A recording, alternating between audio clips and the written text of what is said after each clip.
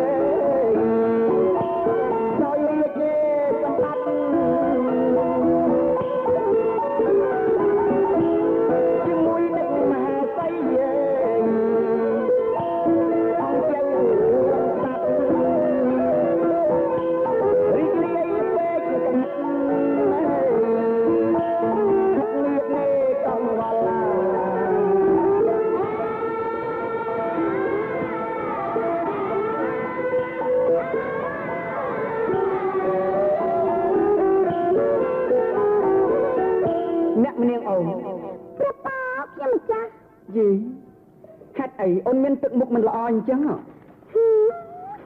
ព្រះអង្គហាក់បោះបង់ខ្ញុំម្ចាស់ហើយធ្វើម៉េចបើខ្ញុំម្ចាស់បានត្រឹមតែជាអ្នកម្នាងអញ្ចឹងអូរឿងហ្នឹងទេហ៎ព្រះប៉ានោះកំខឹងអីដូចអ្នកម្នាងអូនដឹងស្រាប់ហើយក្រៅពីរូបអូនបងមានមហេសីមានស្រីស្នំរាប់រយអ្នកទៀតគឺមិនអីទេយុគនេះបងទៅដំណាក់របស់អូនហើយណាអូនណាព្រះប៉ាព្រះអង្គប្រកាសថាជាម្ចាស់ដេកជួយតបានមកដល់ក្រៅប្រាសាទហើយក្រាបទូលដេកជួយតមកហើយហ៎ប្រកាសថាស្លាយពិសេសឲ្យគេចូលមកចុះ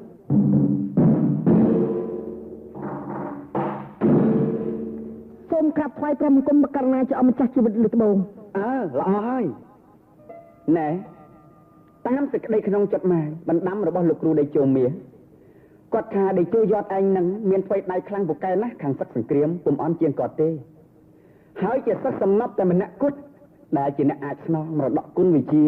និងក្បួនតម្រាពីជ័យសង្គ្រាមរបស់គាត់បានមែនទេមកពិតបកករណាជាអម្ចាស់ទូលក្រាបបង្គំពុំមានសមត្ថភាពដល់ថ្នាក់ស្មើនឹងលោកគ្រូទេប៉ុន្តែដោយបានការបង្ហាត់បង្រៀនអប់រំណែនាំពីគាត់ទូលក្រាបបង្គំបានបដិញ្ញាចិត្តរួចជាស្រេចថាទោះបីឧបសគ្គធំប៉ុណ្ណាក៏ដោយទូលក្រាបបង្គំទោះពីជាដាច់ខាតសូម្បីជីវិតក៏ហ៊ានបូជាដែរដើម្បីបុព្វហេតុប្រទេសជាតិញាតិភូមិក្រាបទូលឥឡូវនេះយើងមានកិច្ចការមួយយ៉ាងសំខាន់ដែលត្រូវប្រើលោកដោយសេចក្តីក្នុងសាររបស់យើងដែលផ្ញើទៅអញ្ចឹងពួកឆ្លើយសឹកសៀមដែលបះបោវេដណ្ដើមយកបានស្រុកពីរនៅខេត្តពោធិ៍សាត់វាកំពុងមានកម្លាំងណាស់យើងបានចាត់ឲ្យអុកញ៉ាកលាហោមនិងអុកញ៉ាចក្រីលើកតបទៅបង្ក្រាបក៏នៅតែបរាជ័យទៀតឥឡូវឮថាពួកវាចូលមកយកបន្ទាយរបស់ប្រចាំរាជាធ្វើជាមូលដ្ឋានទ័ពហើយមានយុទ្ធវិធីការពារយ៉ាងមាំមួនដូច្នេះតើលោកដេជោមានគំនិតគិតដូចម៉េចដែរហ៎បកករណាផ្លូវពិសេសពួកឆ្លើយសឹកសៀមរាប់ម៉ឺនអ្នកនោះគឺបន្សល់ទុកមកពីចម្បាំងរវាងនគរនិងនគរដូច្នេះជាភារកិច្ចរបស់មេតបលួងទេដែលត្រូវចេញទៅបង្ក្រាបក្នុងតម្រាពីជ័យសង្គ្រាមចែងថាដើម្បីដណ្ដើមជ័យជំនះពីខ្មាំងសត្រូវបានមេតបម្នាក់ត្រូវប្រកាន់ភ្ជាប់នៅលក្ខណៈ12ប្រការលោកអុកញ៉ាក្រឡាហោមនិងលោកអុកញ៉ាចក្រីប្រហែលមានការធ្លាស់ធ្លោលើប្រការណាមួយហើយទើបត្រូវបរាជ័យយ៉ាងនេះដូច្នេះថ្មីបើទូលក្រាបបង្គំជាមេតបមកពីអាណាខេត្តមែនប៉ុន្តែដើម្បីប្រទេសជាតិ ទូលព្រះបង្គំស្ម័គ្របំរើជាតិជានិច្ចក្រាបទូលបើអញ្ចឹងលោកតេជោមានគ្រប់លក្ខណៈទាំង12ប្រការនោះហើយហ៎គុណអាថ្លៃពិសេសលក្ខណៈ10ប្រការខាងដើមទូលព្រះបង្គំអាចអនុវត្តបានដោយខ្លួនឯងប៉ុន្តែលក្ខណៈទី11និងទី12នោះត្រាតែមានការតែរាជអនុញ្ញាតពីព្រះអង្គទៅទូលព្រះបង្គំជាខ្ញុំអាចដណ្ដើមយកជោគជ័យពីខ្មាំងសត្រូវបានក្រាបទូលបើអញ្ចឹងលោកអុកញ៉ានិយាយមកមើលទី1សូមព្រះអង្គបរិជ្ជទាន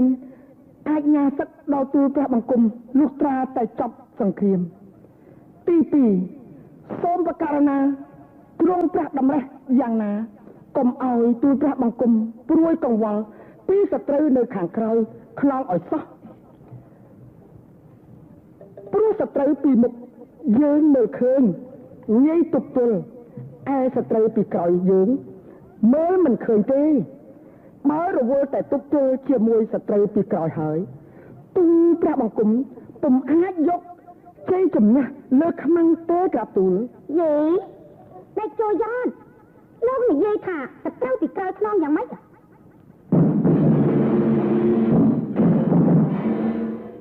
យើងក៏មិនយល់ដែរដូចមិនដេចដែលហៅថាសត្រូវពីក្រោយខ្នងនោះណាអូនតើព្រះអង្គតែចូលយ៉ាតមកងាយបច្ចេកប្រាព្រះអង្គណាក្រាបទូលទេអ្នកនាងយល់ច្រឡំហើយជានេះ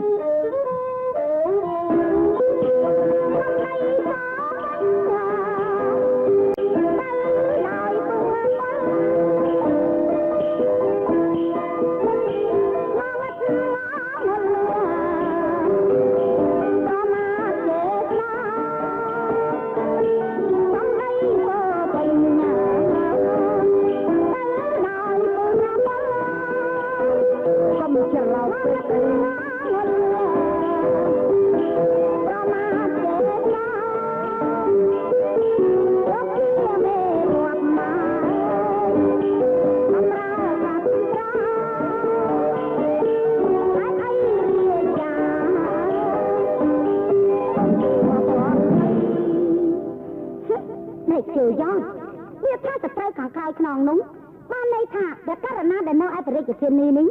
ជាសត្រូវរបស់លោកឬសូមអ្នកនាងកុំបៀមឈាម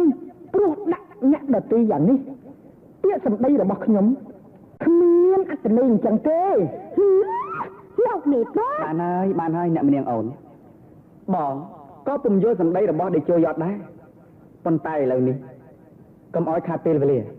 ណែលោកដេជោករុណាថ្លៃពិសេសយើងសន្យាថាមិនឲ្យមានសត្រូវពីក្រោយខ្នងទេដូច្នេះចូលលោកយកដាវអាញាសឹកនេះទៅធ្វើការកែមពលសឹកហើយលើកចេញទៅធ្វើសង្គ្រាមចុះណែអស់លោកខាងក្រមអាលាក់ចូលអស់លោកសរសេរជាលេខអក្សរនៅពាក្យសន្យារបស់យើងជាមួយលោកដេជោយ៉តយើងនឹងឡាយប្រហោះលេខាទុកជាចំណាំដើម្បីឲ្យដេជោយ៉តមានការកក់ក្ដៅណាគណៈថ្លៃវិសេសទទួលបញ្ជាក្រាបទូលណែរួចរាល់ឲ្យហើយដេជោយ៉តទូលព្រះបង្គំសូមថ្វាយព្រះបង្គំលាក្រាបទូល